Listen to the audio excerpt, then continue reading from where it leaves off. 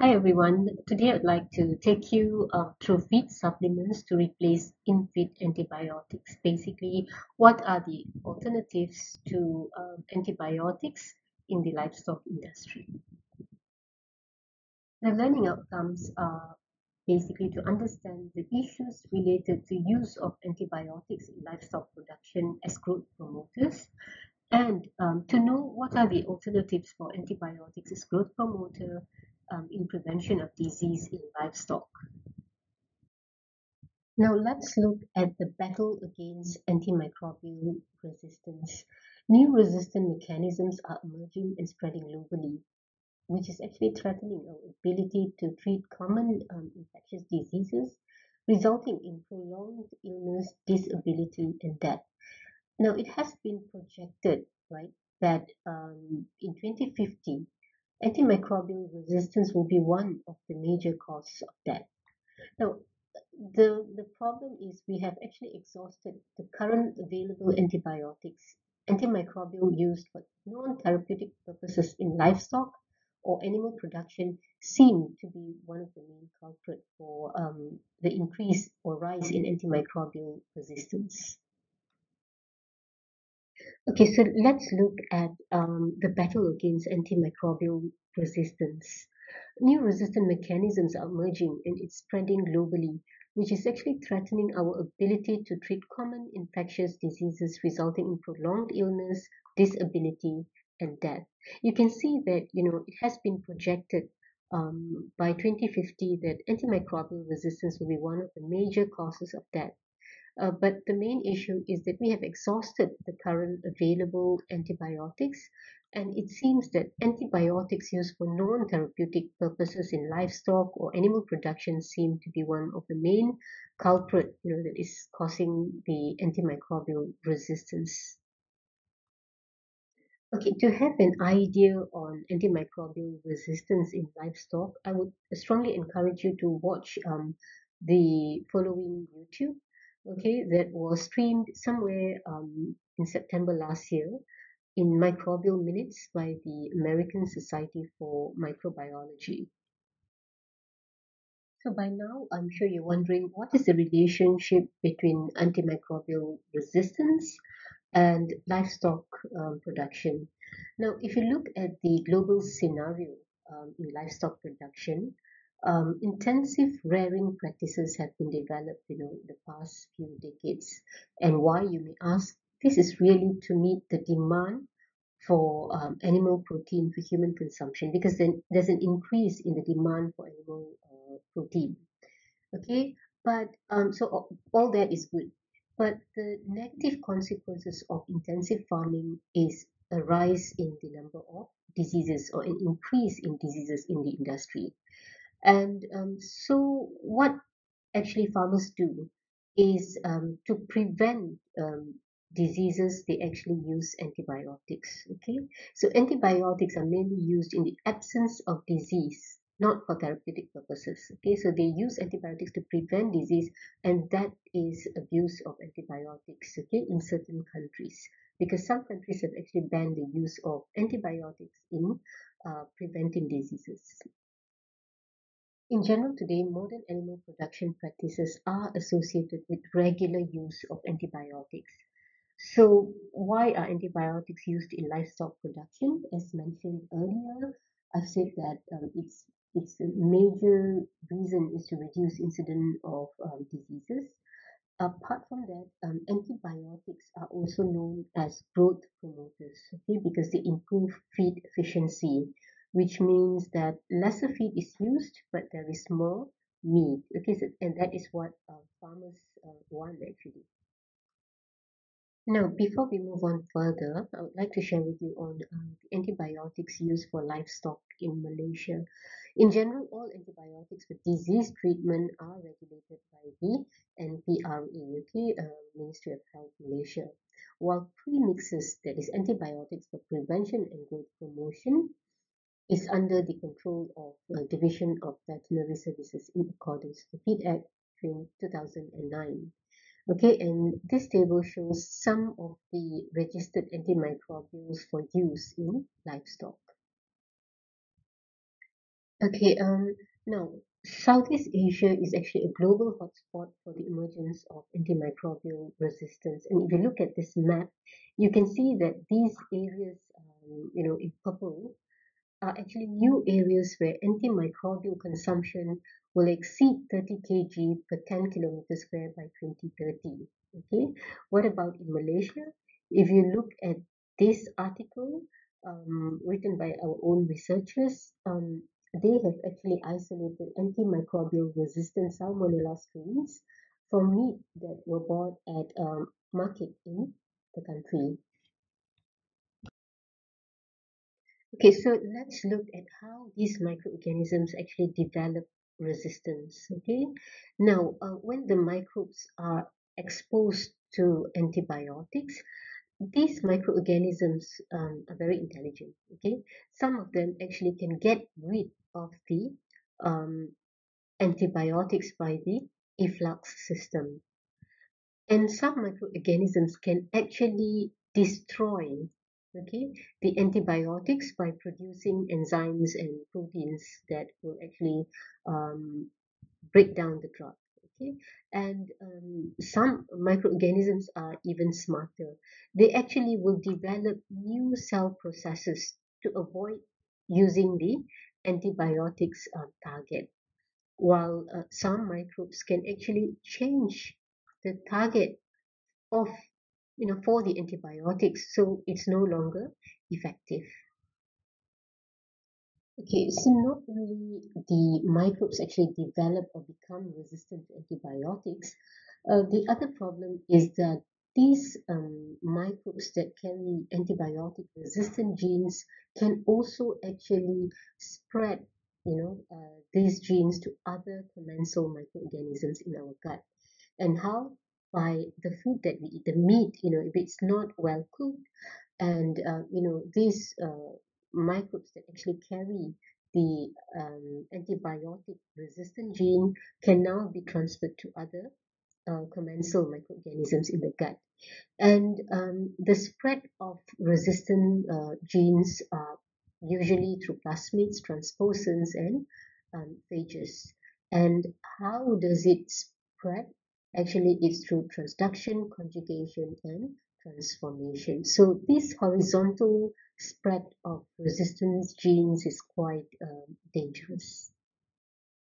Okay, we would like to show you here that actually Europe and USA have banned the use of antibiotics as growth promoters. Okay, Europe was one of the first to actually ban the use of antibiotics as growth promoters. Now, this graph shows a pig production, and it shows that in Denmark, it shows that antibiotics for promoters are shown in brown color here.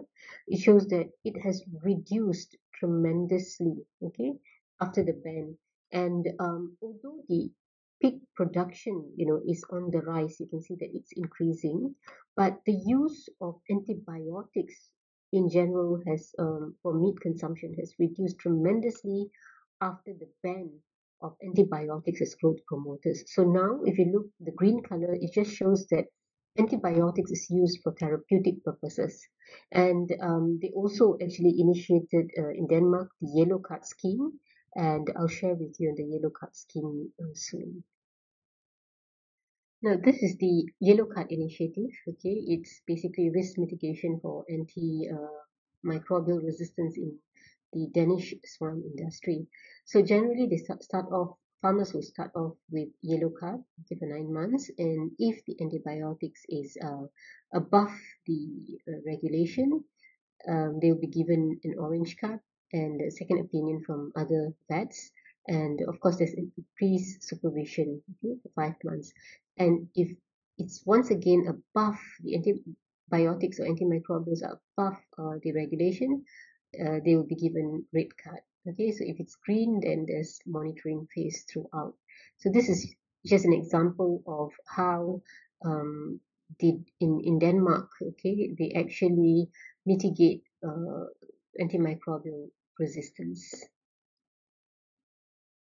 Now, this is the projected antimicrobial consumption in food animals by 2030. So you can see that if business is as usual, there's going to be an increase in the antimicrobial consumption in food animals. So this paper actually, which was published in 2017, proposed some interventions on how to actually reduce antimicrobial consumption by 2030. And the first target is, of course, regulation, whether, there can be a ban, like what European Union and USA has practiced. A second would be, of course, to reduce consumption of meat. Third is to have a user fee. Okay, so a fee will be charged for antibiotics that is used. And the third intervention would be a combination of one, two, and three. So these are some of the suggestions, okay, of proposed interventions. The question remains on how the agricultural sector or the livestock industry can find sustainable ways of being more productive without the use of antibiotics. Okay, now some of the possible alternatives to antibiotic growth promoters include feed supplements. Okay, the common ones are probiotics, prebiotics, organic acids, in-feed enzymes. So all these are very commonly used in the livestock industry. Antimicrobial peptides, phytochemicals, copper, zinc, other heavy metals, immune modulators, vaccine, bacteriophage. So these are some of the common alternative to antibiotics as growth promoters, and these are often used as feed supplements. But this usually will increase the cost for the farmers, in the production of livestock. So let's look at some of these alternatives in detail. Some of the feed supplements, that are found in the market actually targets to improve gut health in the livestock industry, be it the swine or the poultry industry. So, because they believe that healthy gut is the key to improve performance. Now, why? Because when the gut, or a condition called this gut dysbiosis, where there is an imbalance in gut microbiota, there are more of the pathobionts, so basically pathogens, when compared to beneficial bacteria or commensals, then it is related to poor performance. Okay, so there are certain products that actually target to restore gut microbiota from dysbiosis to eubiosis. Eubiosis is a balanced gut microbiota and improved performance. So let's look in detail on some of these products. These are some of the products, okay, that can restore gut microbiota in the livestock industry. Now, fecal microbiota transplantation is very common in human subjects, especially in patients who are having colitis. But FMT is rather new and is still under research for the livestock industry, be it poultry or swine. FFT is basically the transplantation of fecal samples from a healthy host to a diseased host. So for the livestock industry, basically what happens is fecal samples from healthy animals are usually stored, and these are spray dried on animal feed. And probiotics, on the other hand, are live microorganisms which are beneficial to the host by improving feed efficiency. And the main role of probiotics is to kill pathogens.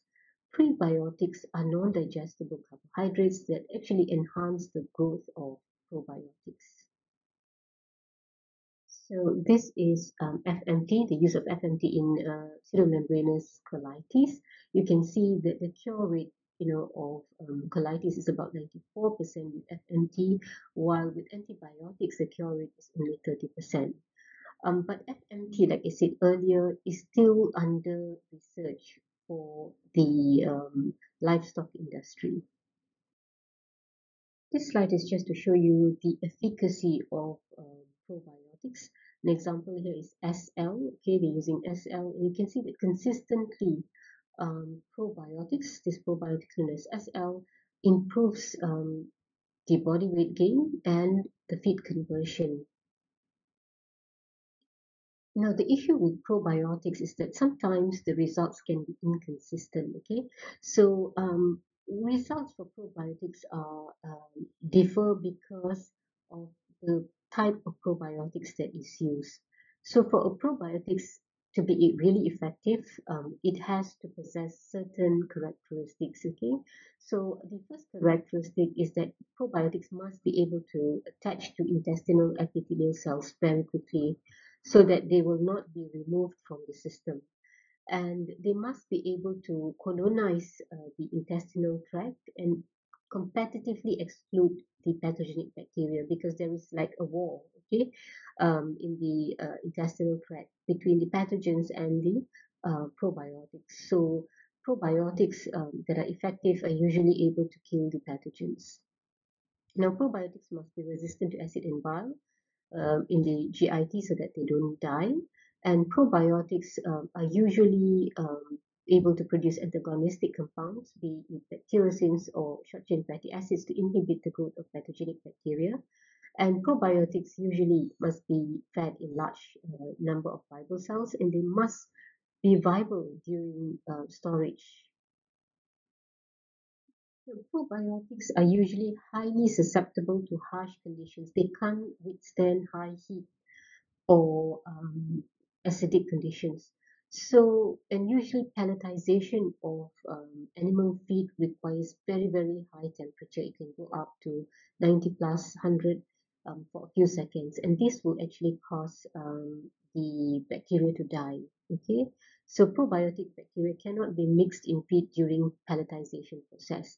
So for it to withstand that high temperature, in the pelletization process, probiotics are very often encapsulated, okay, so that they can withstand that high temperature during pelletization process.